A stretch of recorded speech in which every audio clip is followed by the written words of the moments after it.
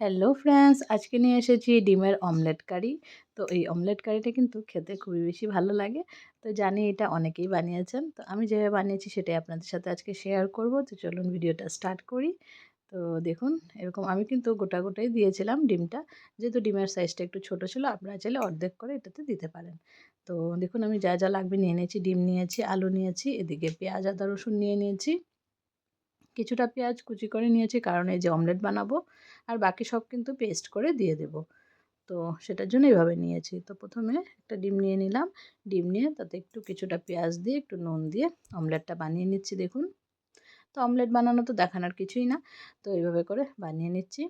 তো যেহেতু ডিমগুলো একদম ছোট ছিল, তার জন্য আমি কিন্তু আর এটাকে হাফ করে কাটিয়ে পুরো গোটাই বানিয়ে নিয়েছিলাম। এই যে দেখুন। তো যদি আপনাদের ডিমের সাইজটা একটু বড় হয়, আপনারা মাঝখানে একটু কেটে তারপর ঝুলে দিতে পারেন। তাতে কিন্তু বেশ ভালো হবে, ঝোলটাও ভালো করে ঢুকবে। কিন্তু হ্যাঁ, এভাবে বানালেও, ছোট ডিম হলে এভাবে বানালেও ভালোই ঝোল-টোল ঢুকেছে, আর খেতেও কিন্তু খুব বেশি টেস্টি হয়েছিল। তো আমি এই যে ২ টো অমলেট দেখিয়ে দিচ্ছি, বাকি কিন্তু আমি এমনিতে করে নিয়েছিলাম অফ ক্যামেরা। অমলেটগুলো করে তারপর কিন্তু আমি তরকারিটা বানাবো। তো যারা একঘেয়ে একরকমভাবে ডিমের রেসিপি খেয়ে বোর হয়ে গেছেন, তারা কিন্তু এভাবে একবার অমলেট কারি করে খেতে পারেন। খুব বেশি টেস্টি লাগে খেতে বন্ধুরা। তো আগে কিন্তু এটা আমাদের ঘরে খুবই কম হতোই না ধরতে গেলে। তো এখন কিন্তু মাঝে মধ্যেই বানাই, সবারই ভালো লাগে খেয়ে, তার জন্য বানাই। তো এই যে দেখুন, অমলেটগুলো বানিয়ে রেডি করে নিয়েছি সবগুলো। এটা লাস্ট অমলেট। তো সবগুলো বানিয়ে নিয়েছি। আবার আমার মেয়ে আবার ঝোলেরটা খায় না, তার জন্য ওর জন্য আমি সরিয়ে রেখে বাকিটুকু ঝুলে দিয়ে দিয়েছিলাম।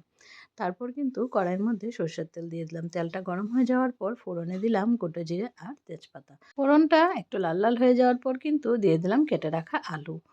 তো আমি আলু একটু বেশি দিই, জানেন আপনারা যে আলু আমাদের ঘরে লাগে সবার। আর যেহেতু আমি দুবেলার তরকারি বানিয়েছিলাম, তার জন্য কিন্তু একটু আলুটা দিয়েছিলাম। আর কিছুটা আলু তো গলে যায় তরকারিতে, তার জন্য একটু আলুটা দিয়েছি। আপনারা বুঝে দিবেন, যদি কম দিতে চান কম দিতে পারেন। তো এখানে আমি হলুদ আর নুন দিয়ে দিয়েছি, দিয়ে কিন্তু আলুটাকে একটু ভেজে নেব। তো আলুটাকে দুবারের মতো ঢেকে ভেজেছিলাম, যেহেতু আমি আলুটাকে একটু পাতলা কেটেছি, তো বেশি সময় লাগেনি বয়েল হতে। সেদ্ধ হয়ে গেছিলো ভেতর থেকে। তো আমি ঢেকে দিয়েছিলাম, দুবারের মতো ঢেকে কিন্তু আমি আলুটাকে ফ্রাই করে নিচ্ছি। তো এই যে দেখুন, আলুটাকে ভালো মতো নাড়াচাড়া করে লাল করে ভেজে নিয়েছি। এবার মশলাটা করে নিলাম, পেঁয়াজ আদা রসুনের পেস্টটা করার পর কিন্তু আমি দিয়ে দিলাম কড়াইয়ের মধ্যে। দিয়ে এবার কিছু সময় নাড়াচাড়া করব, যতক্ষণ না কাঁচা গন্ধটা চলে যায়। তারপর কিছু গুঁড়ো মশলা দিব। তো একটু নুন হলুদ দিয়ে দিলাম, দিয়ে কিন্তু এখন কিছু সময় ভাজবো। তো কিছু সময় লাগবে কষাতে, যেহেতু মশলাটা ভালো করে কষানো না হলে একটা কাঁচা গন্ধ থেকে যাবে, তার জন্য কিছু সময় কষিয়ে নিতে হবে। তো ভালো মতো কষিয়ে নিচ্ছি। এবার মশলাটা কিন্তু প্রায় হয়েই এসছে। তারপর কিন্তু আমি লঙ্কার গুঁড়ো আর জিরে গুঁড়োটা দিয়ে দিচ্ছি। লঙ্কার গুঁড়ো জিরে গুঁড়োটা দেওয়ার পর আমি একটু সময় নাড়াচাড়া করে নেব, ভালো করে মিশিয়ে নিচ্ছি, মানে মশলার সাথে।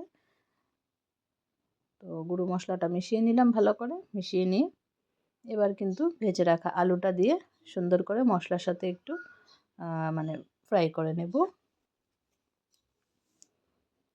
তো গুঁড়ো মশলাটা দেওয়ার পরেও কিন্তু হয়ে গেছে। এবার এটার মধ্যে কিন্তু ভেজে রাখা আলুটা দিয়ে দেব। ভেজে রাখা আলুটা দেওয়ার পর কিছু সময় নাড়াচাড়া করে নিয়ে তারপর কিন্তু গ্রেভির জন্য ঝোলটা দিয়ে দিব। ঝোলটা আপনারা বুঝে দিবেন যতটুকু আপনাদের প্রয়োজন। আমি তো একটু ঝোলটা বেশি দিয়েছি, কারণ আমাদের ঘরে সবাই ঝোল প্রেমী, সবাই ঝোল খাবে। তার জন্য ঝোলটা একটু আমি দিয়েছিলাম বেশি করে। আপনারা যদি চান যে একটু মাখো রাখবেন, তাহলে সেভাবেও রাখতে পারেন। তবে কিন্তু অমলেটগুলো যেন ঝোলের মধ্যে একটু ডুবে থাকে, সে অনুযায়ী দিবেন। তাহলে অমলেটের ভেতরে কিন্তু ঝোলের ফ্লেভারটা ভালো করে ঢুকবে, আর ঝোলটা ভালো করে ঢুকবে, খেতে কিন্তু খুব জুসি হবে, খুব ভালো লাগবে। তো সে পরিমাণ বুঝে আপনারা গ্রেভিটার জন্য ঝোলটা দিবেন। তো যেহেতু আমি আলুও দিয়েছি, তো আলুতেও কিছুটা জল টেনে যাবে, তার জন্য কিন্তু আমি আরেকটু ঝোল দেবো, এখানে জল আর একটু দিয়ে দেব। তারপর যখন ফুটে উঠবে, তখন কিন্তু আমি ডিমগুলো দিয়ে দেবো এটার মধ্যে। ডিমগুলো একদম লাস্টে দিয়ে এক জাল এনে নামিয়ে নিলেই ব্যাস হয়ে গেল। খুবই সিম্পল আর ইজি একটা রেসিপি, আর খেতে কিন্তু খুব বেশি টেস্টি হয়। আর একঘেয়েমি যদি লাগে, ডিমের রেসিপি খেয়ে খেয়ে, তাহলে অবশ্যই এইভাবে বানাবেন, খুব বেশি ভালো লাগবে। তো এই যে দেখুন আমি আরেকটু ঝোল দিয়ে দিলাম। এবার এটাকে ফুটতে দেব কিছু সময়। কিছু সময় ফুটে যাওয়ার পর তারপর কিন্তু আমি মশলা দেব, চিকেন মশলা। নুনটা একটু কম হয়েছিল, তো একটু নুন দিয়ে দিলাম। এবার দেখুন ফুটে উঠেছে। এবার আমি চিকেন মশলাটা এখানে দিয়ে দিব, তারপর কিন্তু ডিমগুলোও দিয়ে দেব। তো আমি এখানে চিকেন মশলা দিচ্ছি। আপনারা যদি চিকেন মশলা আপনাদের পছন্দ না হয়, গরম মশলাটা দিবেন। গরম মশলাও ভালো হয় খুব, কিন্তু চিকেন মশলাটা দিলে কিন্তু একটু অন্যরকম ফ্লেভারটা হয়। মানে ডিমের কারি বলে মনে হয় না, একটু মানে মাংস মাংস ভাব হয়। তার জন্যই আমি ডিমের কারিতে কিন্তু চিকেন মশলাটা ইউজ করি, ভালো লাগে। তো দেখুন ঝোলটা ফুটে গেছে। এবার আমি ডিমগুলো দিয়ে দিচ্ছি একটা একটা করে। তো সবগুলো ডিম দিয়ে দেব। আর 2টো ডিমের মতো সরিয়ে রেখেছিলাম, যেহেতু আমার মেয়ে বললাম যে ও গ্রেভিতে দিলে খেতে পছন্দ করে না। তার জন্য বলছিলাম মা আমারটা এমনি শুকাই রেখে দিও, ওরকমই খাবো। তো দেখুন বন্ধুরা, রেসিপিটা পুরোপুরি রেডি হয়ে গেছে। নিভিয়ে কিছু সময় রেখে দিয়েছিলাম স্ট্যান্ডিং টাইমে। তারপর দেখুন একদম ডিমের অমলেট কারি পুরোপুরি রেডি গরম গরম ভাতের সাথে খাওয়ার জন্য। তো বন্ধুরা, আজকের ভিডিওটা আপনাদের কেমন লাগলো? ভালো লেগে থাকলে লাইক কমেন্ট শেয়ার করে দিবেন। আর যারা চ্যানেলে নতুন বন্ধু আছেন প্লিজ চ্যানেলটাকে সাবস্ক্রাইব করে বেল আইকনটা প্রেস করে রাখবেন। সবাইকে অনেক অনেক ধন্যবাদ আমার ভিডিওটা ফুল ওয়াচ করার জন্য। এর জন্য টাটা বাই বাই। সবাই ভালো থাকবেন, সুস্থ থাকবেন।